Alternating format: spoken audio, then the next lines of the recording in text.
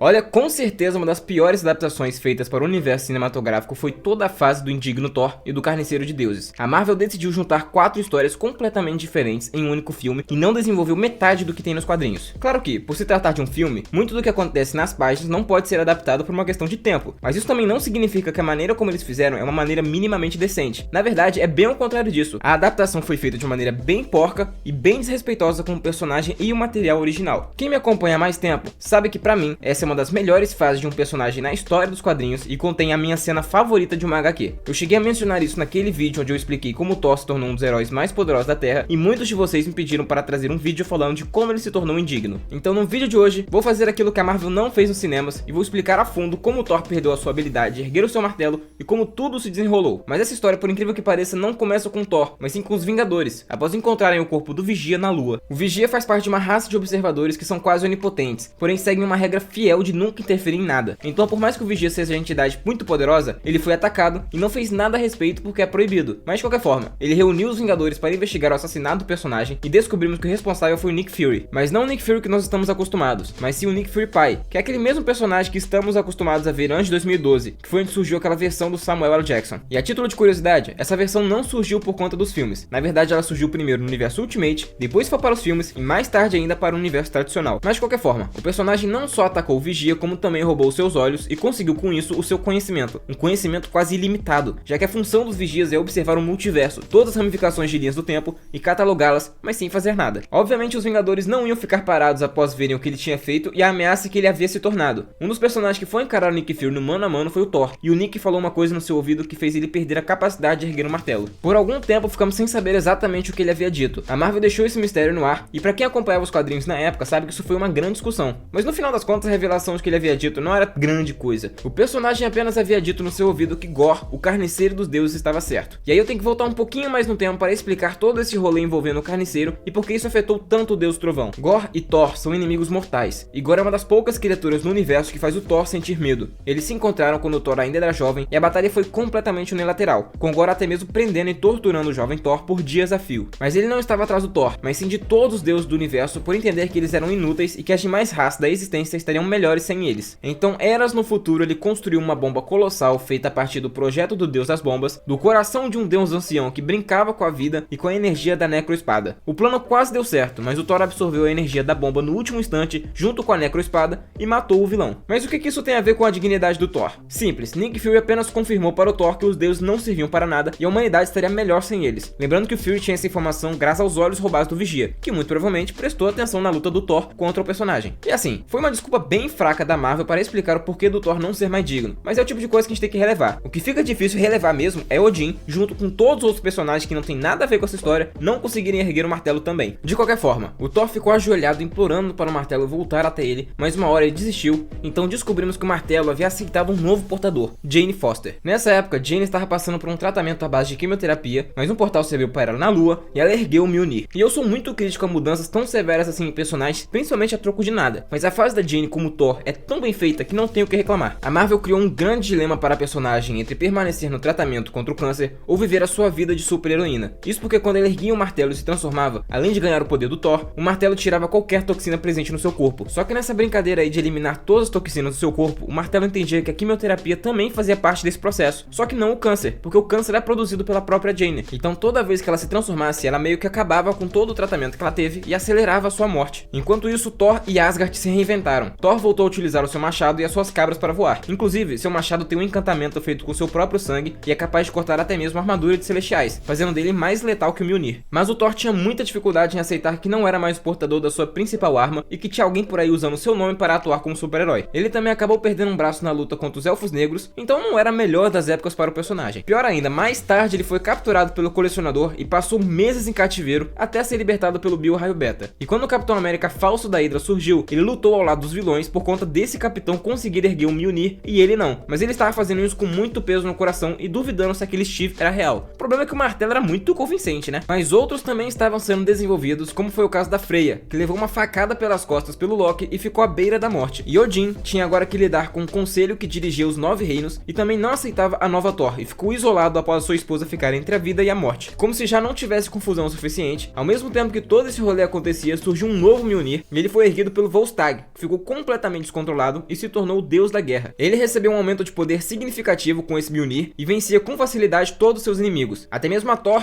e o próprio Thor, que nessa época era chamado de Odinson para não ser confundido, tiveram dificuldades contra ele. Esse Mjolnir na verdade é um sobrevivente do moribundo universo Ultimate que vagou pelo cosmos após o fim das Guerras Secretas. Lembrando que o universo Ultimate foi destruído no processo. Essa arma era tão poderosa que o próprio Thanos foi atrás dela, mas felizmente ele não conseguiu colocar as mãos no objeto. Então ele acabou voltando para as mãos do Volstagg, que decidiu utilizar a arma mais uma vez, tentando encarar alguém que ele não daria conta, alguém que faz os deuses tremerem de medo, o Mangog. Para quem não conhece o personagem, Mangog é a manifestação física e a soma total do ódio de 1 bilhão de seres de uma raça que foi massacrada por Odin. Ele não aparece tanto, mas é extremamente forte e brutal, ao ponto que ele deixou o Volstagg à beira da morte e destruiu o Mjolnir do universo Ultimate como se não fossem nada. Ao mesmo tempo, Jane revelou ao Thor que era ela quem estava com o Mjolnir e que estava morrendo, onde o Thor pediu ajuda ao Doutor Estranho e tentou impedir a personagem de voltar a utilizar o martelo. E só por curiosidade, as coisas estavam tão confusas nessa época que o Doutor Estranho não era mais o Mago Supremo e quem era o Mago Supremo da Terra era o Loki, pra vocês verem como é que Asgard estava uma bagunça. Mas enfim, não utilizar o martelo não foi uma opção, já que o Mangog chegou até Asgard e começou a destruir tudo. Nem os deuses, nem o exército asgardiano podiam detê-lo. Odin ficou apavorado dentro do seu castelo, enquanto Freya usava o Destruidor para tentar detê-lo, coisa que não aconteceu. Thor chegou a tempo e pai e filho lutaram contra a criatura. Mais tarde, a Freya se uniu a eles e foi 3 contra 1, e mesmo assim eles estavam apanhando e muito. A vitória do Mangog era quase certa, isso até a chegada da Jane transformada em Thor. Ela envolveu o Mangog com uma corrente quase indestrutível e lançou ele junto do Mjolnir para o sol, destruindo ambos. A cena seguinte é até então a minha cena favorita das HQs, onde o Thor chega desesperado por ela ter feito aquilo, estando à beira da morte, e eles se beijam enquanto ela perde a transformação. O Thor retorna para os seus pais com a Jane em seus braços, e é uma das maiores construções de personagem que eu já tive o prazer de acompanhar. Infelizmente, a Marvel não sabe deixar um personagem morto, mesmo que temporariamente, e o capítulo seguinte é Odin e Thor juntos trazendo ela de volta do Valhalla. Fez a cena dela morrendo, que é uma finalização perfeita para a personagem perder todo o peso. Mas fazer o que, né? De qualquer forma, o Thor ainda permanece indigno do seu martelo, e ele foi destruído no sol, como vocês devem ter prestado atenção. Então ele ainda não recuperou sua arma principal, e logo, a história ainda não acabou. Odin estava extremamente fraco e seus inimigos haviam percebido isso e prepararam um grande ataque contra os 9 reinos, liderados principalmente pelos Elfos Negros. Foi necessário que a Terra e Asgard se unissem como nunca antes haviam se unido para deter a ameaça que os outros reinos estavam apresentando a eles. Enquanto isso, Thor se uniu à Árvore do Mundo, perdeu um de seus olhos para conseguir mais poder e reforjou o Mjolnir para lutar na guerra. Ele também utilizou o poder da árvore para trazer as suas contrapartes mais jovem e mais velha, da mesma forma que ele fez para lutar contra o Carniceiro de Deuses. A Jane acabou recuperando temporariamente a sua transformação de Thor e também lutou na guerra, onde no final, Odin se curvou e reconheceu o filho como o novo pai de todos. A partir daí ele teve que lidar com as responsabilidades de um rei, como por exemplo lidar contra entidades como Galactus e também as consequências do seu pai, que não foi o melhor rei de todos os tempos, né? Uma das coisas que ele teve que lidar no meio do caminho foi descobrir o motivo do porquê o Mjolnir não está mais obedecendo. Lembra que eu falei lá no início que Nick Fury falou uma coisa no ouvido do Thor e isso reverberou para todos aqueles que podiam levantar o martelo? A explicação foi dada muito tempo depois. Na verdade, eu acho que a Marvel percebeu que isso era uma ponta solta enorme e decidiu dar alguma explicação. Após se tornar rei, o Thor não estava mais conseguindo controlar o seu martelo, e todos aqueles que tentavam conseguiam erguê-lo. Isso inclui personagens aleatórios, como Loki e o Homem de Ferro. E assim, convenhamos, por mais que a gente goste do Homem de Ferro, não é como se ele tivesse o mínimo de dignidade para erguer o Mjolnir, né? Muito menos o Loki. Então Thor foi atrás dos anões que forjaram a sua arma em busca de respostas e descobriu que eles estavam todos mortos, e não de qualquer forma, mortos pelos golpes do próprio Mjolnir. E aí que vem a grande revelação. Odin, milênios atrás, prendeu uma tempestade do tamanho de uma galáxia que era senciente. Essa tempestade foi presa dentro do Mjolnir e agora estava controlando a arma que por tanto tempo deixou ela aprisionada até ela de fato conseguir se soltar. Mesmo com o poder do pai de todos, essa tempestade era forte bastante para conseguir vencer o Thor e estava vencendo todos seus amigos e aliados que se juntaram à batalha. E aproveitando da sua genética abençoada, metade asgardiana, metade da Terra, ele usou os poderes da sua mãe para invocar o poder de Gaia e prender a tempestade. Usando seus novos poderes, ele conseguiu bater de frente com a vilã, mas ainda não era o suficiente porque ele não tinha todo o poder do pai de todo. A verdadeira força só iria surgir nele quando Odin morresse. Enquanto ele estivesse vivo, Thor não teria todo o poder que agora era dele por direito. Então o antigo pai de todos se sacrifica para que seus poderes passem a ser do seu filho e ele assume uma nova transformação, completamente dourado, que conseguiu vencer a tempestade cósmica.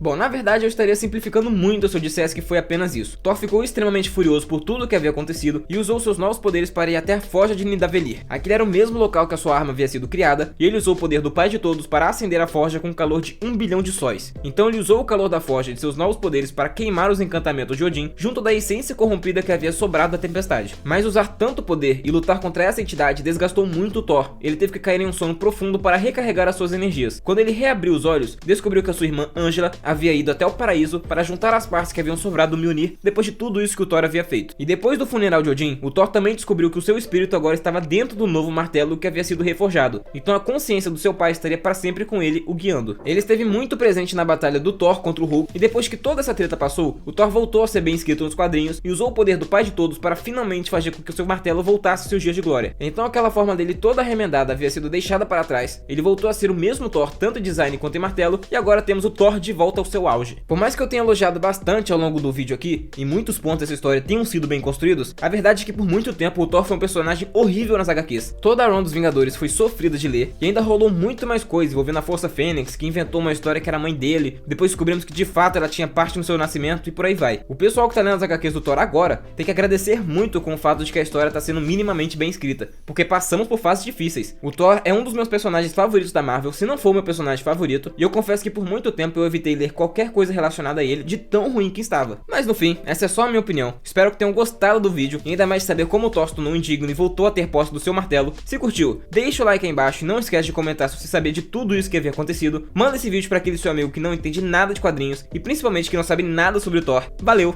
e até a próxima.